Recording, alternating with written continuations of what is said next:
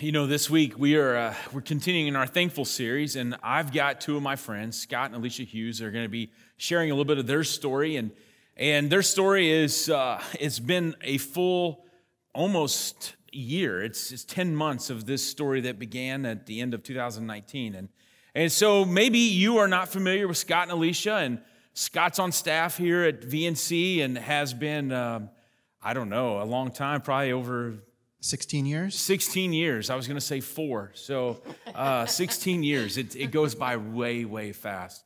But hey, do me a favor. Just kind of tell us a brief story, introduction of you. Sure. Like you said, Scott and Alicia. I grew up in Valparaiso, went to VNC before it was called VNC. I mean, it's been 30-some years. Wow. Almost. And like you said, work in the office doing mostly usually behind the scenes stuff. Today I get to be out front in front of everybody, which is great. And doing some stuff with technology, communication. If you ever see me in the chat online, usually it means there's something wrong, and I'm apologizing to everybody for that. So you don't really want to see me on there, just letting you know. But we do have 3 kids and have been married for, again, about 16 years. I think that kind of sums it up. That's good. Good. Well, let's jump right in and start going. And you all had told me that at the end of 2019, you were kind of making some big plans for 2020, some family outings, some things you were thinking of, and December of 2019 rolls in, and what kind of pick us up with the story there? Sure. Initially, we were going to launch a line of face mask coverings. We thought that might be really cool, but I think it was kind of ahead of its time. So we dropped that idea. But we did have some plans, some ideas. A few years ago, we had vacationed at Disney World with another family in our life group. And we had been making plans and actually making some serious plans about doing that this year. We were looking forward to our oldest son, Preston, who's was in 8th grade, finishing up 8th grade, going into high school. And I know for me, that was a really cool time when you transition from middle school to high school. And so anytime our kids do those transitions, I get excited about it, and I know they're excited about it. So those were kind of the things we were looking forward to. Alicia's been taking online classes, her just continuing with that. And we just kind of were looking forward to a normal year, but having some fun, exciting things to go along with that. Yeah, so you're making the plans, you're getting ready, and here you go. And around Christmas, you got some disturbing news. Yes. So in December, I think, last year, my grandma wasn't doing too well. She was 96, I believe, and kind of got to the point where my parents were having to stay at her house every day, every night, stay with her. And on Christmas, usually Christmas, we go to my parents' house. They kind of do everything. And it was very different. We did stuff at our house, which is much smaller, much more cramped. And at one point, my mom said, you need to come, it was her mom, and see her because this might be her last Christmas, which is something my grandma said for the last 25, 30 years. This is going to be my last Christmas. She didn't say that this year, but it ended up being true. We got to see her one last time. The grandkids got to say goodbye to her and everything like that. And then we started off the year January 3rd, on Alicia's birthday, actually, she passed away. And that just kind of kicked off our year there. Right. And so then begins the next steps of everything that you had to tackle at the beginning of the year. Again, plans are on hold. Now we've got to help. And your mom and dad kind of jumped in and kind of tell us a little bit about what was taking place. Sure. At the beginning of the year, they had to get my grandma's house for sale, so my dad was spending a lot of time working on that, going over pretty much every day, working on getting her house because it needed a lot of work. She'd lived there for, I don't know how long, 50 years or more, 60, 70, 60 years maybe, I don't know. Really long time. There was a lot of things that needed to be fixed up, and so he was busy with that. COVID things started coming out. Right. Things changed a little bit. Things were closing down. Things around here changed a lot, which in some ways was kind of neat. We got to close the office, so I got to be a little more flexible with my hours, which was nice. But really what I did changed a lot. I think everybody on staff, everything we did changed a lot. And it was neat. It was a good sort of challenge to be kind of doing something a little different. But towards the end of March, my parents were feeling not well.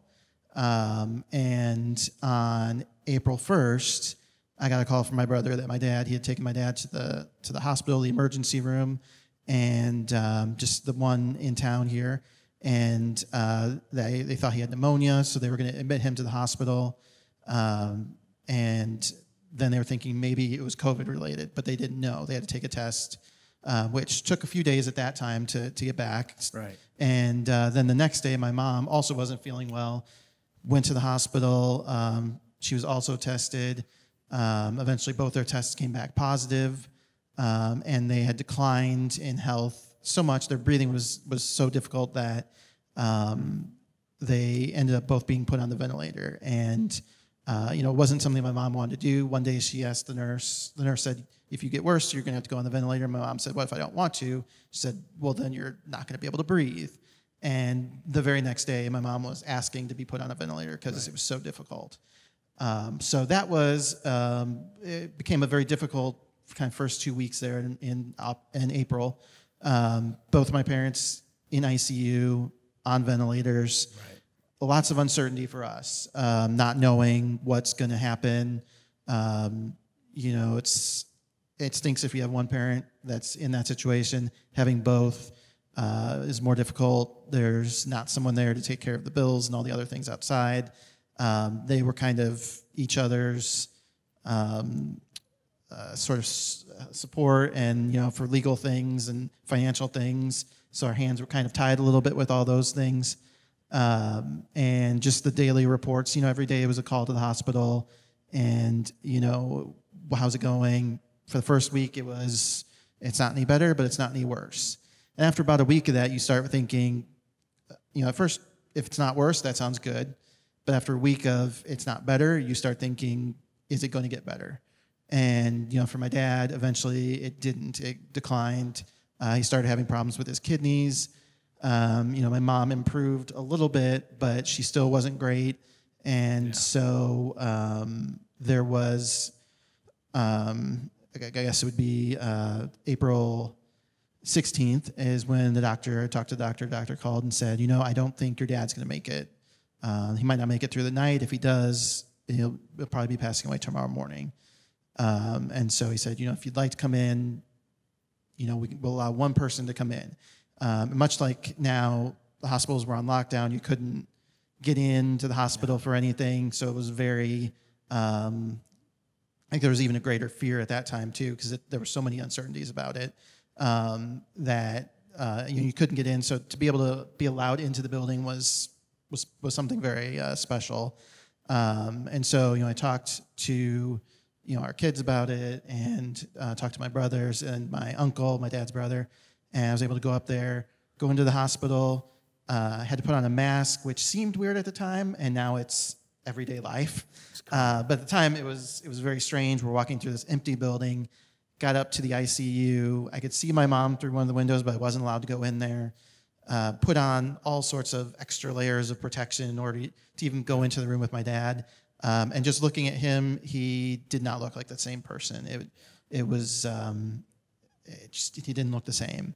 But I got to go in, got to do FaceTime with Alicia and our kids, FaceTime with my brothers, and call my uncle and allow him just to kind of talk to my dad, who wasn't responsive. He wasn't able to say anything. We were able to say things to him, but he couldn't respond.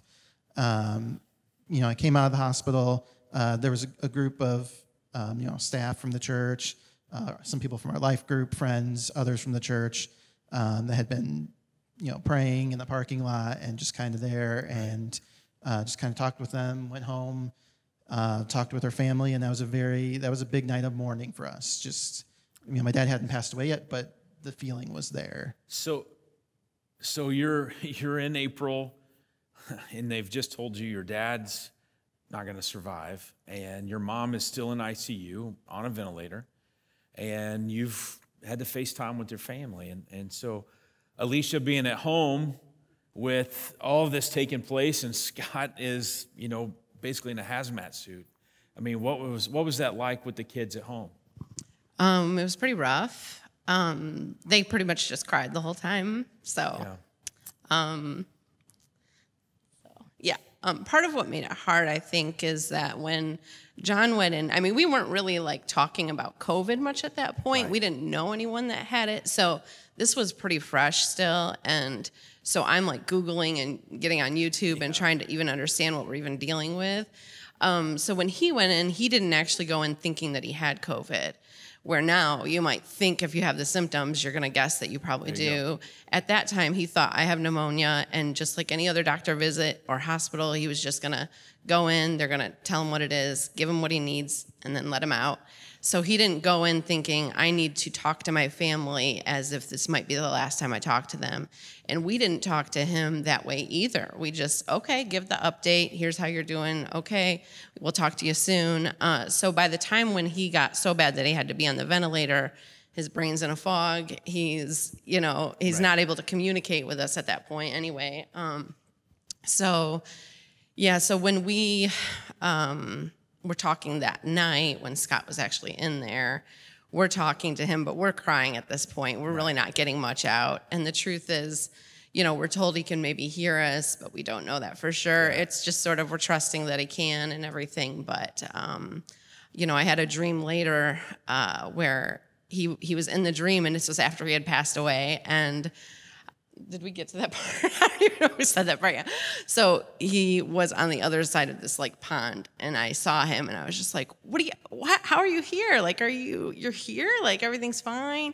And he just looked at me, like, shrugged his shoulders, like, and then like didn't get to talk. And I felt like that was sort of like symbolic to me of how I was feeling at the time. Just sort of like, he can't communicate to us, but maybe he can hear us.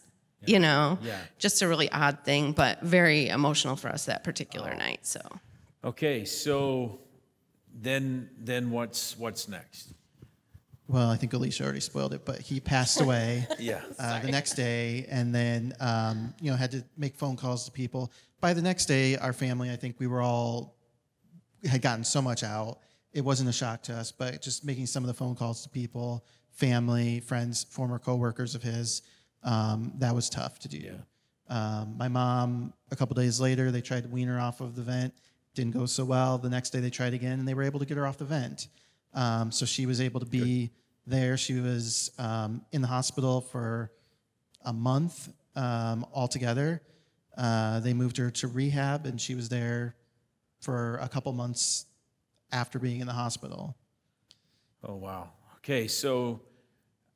And you've already kind of alluded to it, but there was the finances, there was the home, there was a lot of things that were on your mom and dad's plate at the same time that nobody really anticipates both parents ending up in the ICU, let alone losing one and one heading off to rehab. So summer's coming, and hopefully we're going to be on the other side of the COVID stuff, and here we are. And so as we entered into June and mom is able to leave rehab, where are we at now? What's taking place in y'all's life? Sure. And I think to say leave, if she was able to leave, is maybe a little optimistic. She thought she was able to leave. She was telling us how she's able to get around better than anybody else, how she would run down the hallway if we wanted her to. And so we're like, okay, we're going to take you home, because she really wanted to go home. Getting her into the car told us that maybe she was overselling her abilities to move around. And I know it was tough for Alicia, because she was doing summer classes, had just finished them, and then this reality hit of, it's not going to be beach day every day now. It's going to be, we're taking care of my mom. And that's kind of what it became. It was us, one of us being there. My brother was living there but worked at night. So if it wasn't a night he was or if it was night he was working, which is 5 nights a week, one of us was spending the night there. And so we spent a lot of time with her for about 3 weeks, and she was doing rehab and things like that from home, but it wasn't going super well, and she just really wasn't eating. She really couldn't taste things. Things didn't taste right, which now that's a common thing you hear. I can't taste things, even though it had been months since she had COVID. And really, she just began to really kind of decline over those 3 weeks. And the last week, she was alive. We've been brought in hospice because we said, we have hospice here. They're not going to force you to do some of the stuff that she's been going through. Not going to force you to have to do blood tests, which she hated because they could never get blood from her. And she said it would hurt, and she would actually cry when they did it, and they wouldn't get enough blood, and they would say, "Okay, well, we'll come back tomorrow to get the rest." And it was just miserable for her. Yes. So yeah, she had a lot of things going on though, where it was just everything was rough for her. So yeah, and so it kind of that week then she kind of really declined pretty quickly. We thought we could have 6 months with hospice. We had no idea how long this would go on for. But about halfway through that last week, she started to decline quickly, and spent a lot of time the last few days just sleeping and just kind of making breathing noises. I guess they would call it death rattles, where it's this very gurgly noise, and you could hear it throughout the house. And I just remember being in the living room one day doing stuff, and all of a sudden it's really quiet, which as parents we know that's not a good thing when it gets quiet. Same situation here. And so I went into her bedroom, and I could tell she was breathing very shallowly at that point, and then just kind of stopped. And that's a very it was very peaceful for her. It was a very peaceful. I was freaking out, but she was very peaceful in that time because I had to call Alicia, call the hospice and funeral homes, and get all that going. So in 90 days, basically, everything flipped upside down. And from losing your dad to losing your mom, and I mean, you guys went into full-time caregivers beyond your children. I mean, you're taken care of. I mean, holy cow. The pressure. I know that we, as staff and friends, were watching everything you were doing, that the two of you were doing, and just completely overwhelmed. I mean, we were tired for you, and not really knowing what to do or what even to say, and absolutely amazing.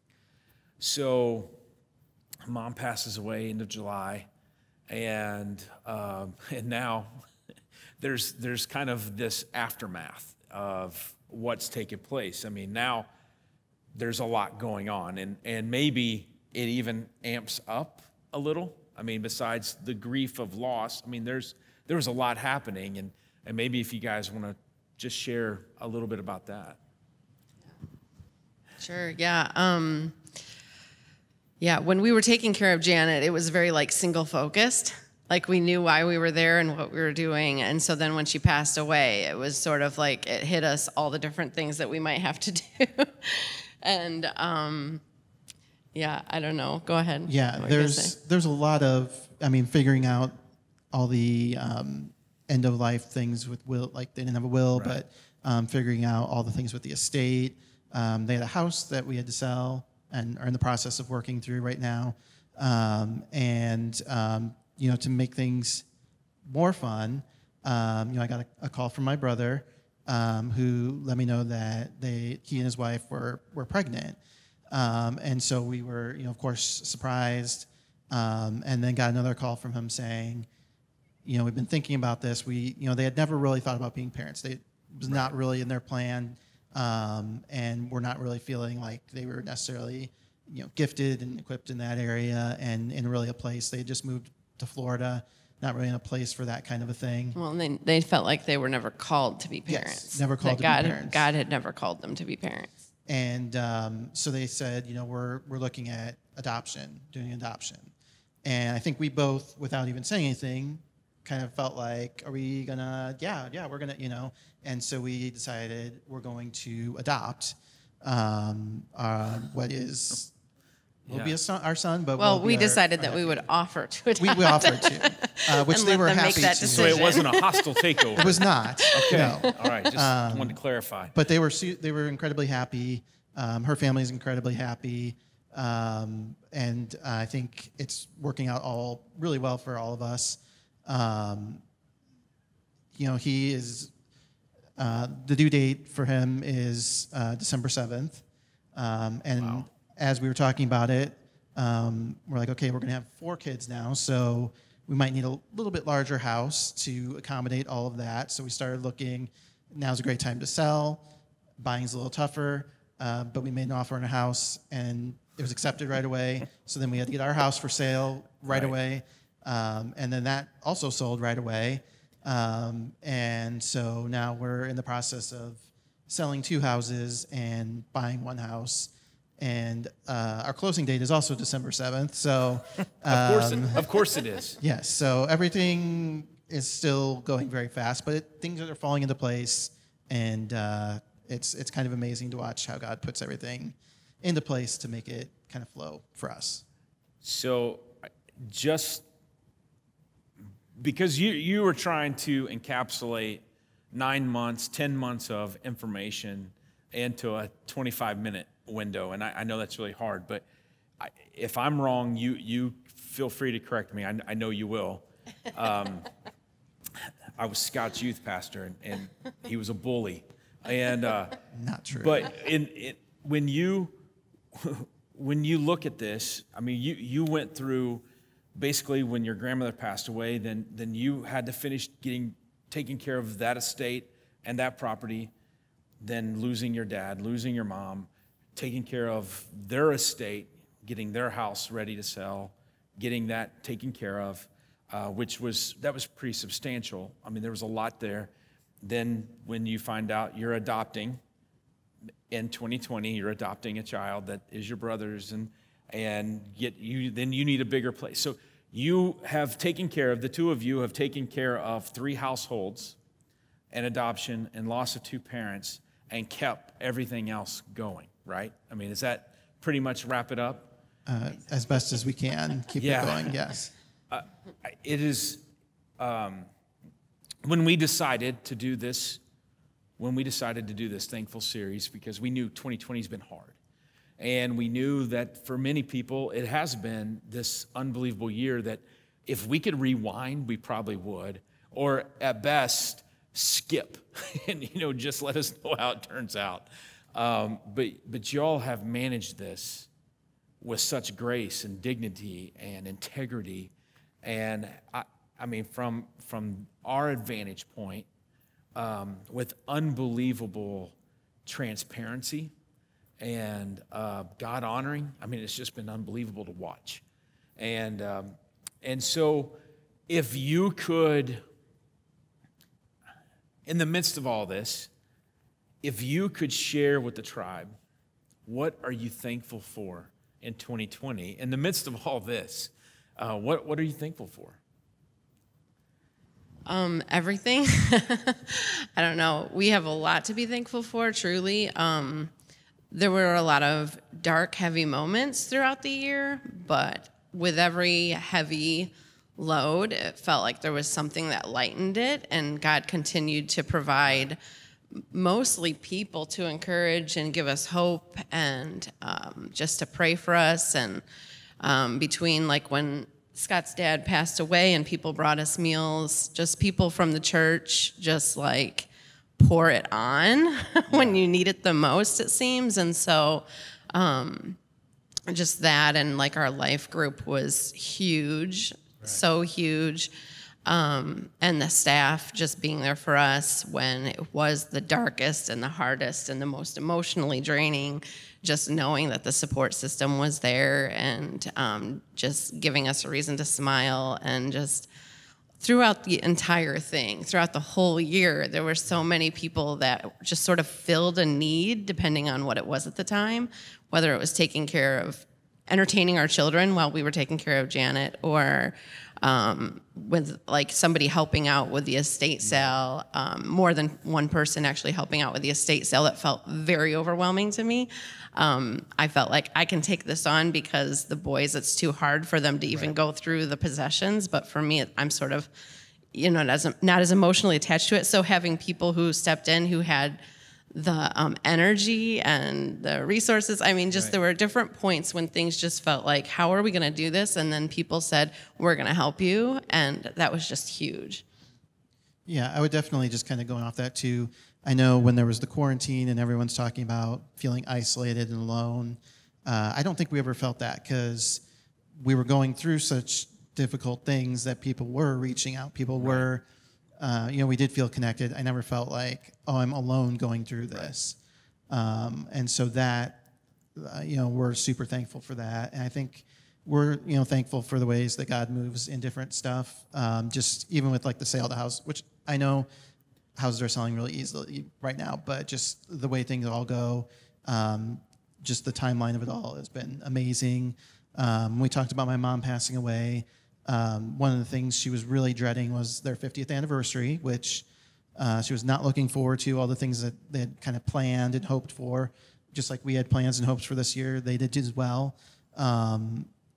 She knew that wasn't going to be happening. And she actually ended up passing away on their 50th anniversary. And so that was kind of it's bittersweet. She's gone, but how cool is it that on their anniversary, they're connected again in heaven. That was very cool. Yeah, over and over again toward the end, it was almost every day she would say, I'm not looking forward to the 50th anniversary. We used to go to Red Lobster every year, and I can't even enjoy food right now. And, just was going to miss him so much. So the fact that God decided to take her that day so that she could be with God, who she always wanted to go to heaven, like for as long as I've known her, she just would always talk about that. And then to also get to be with John on their 50th was just huge. Even just something like this adoption that's coming into the picture here, that God would see fit to bring this baby into the family. Right. We were not looking forward to Christmas.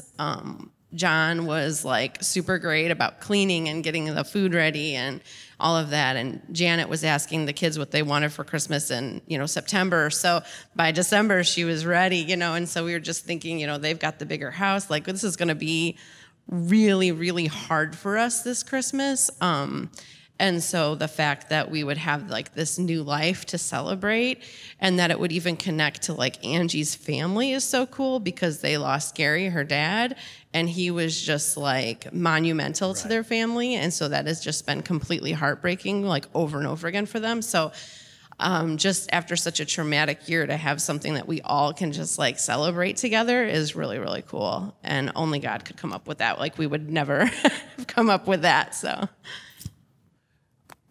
Wow.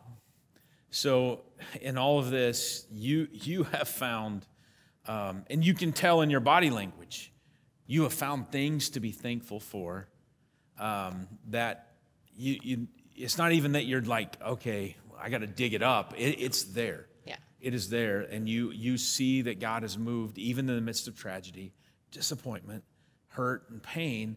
There's been a movement of God, his people. And so thank you for sharing your story with us today, being a part of this. I'm so thankful you're part of this tribe.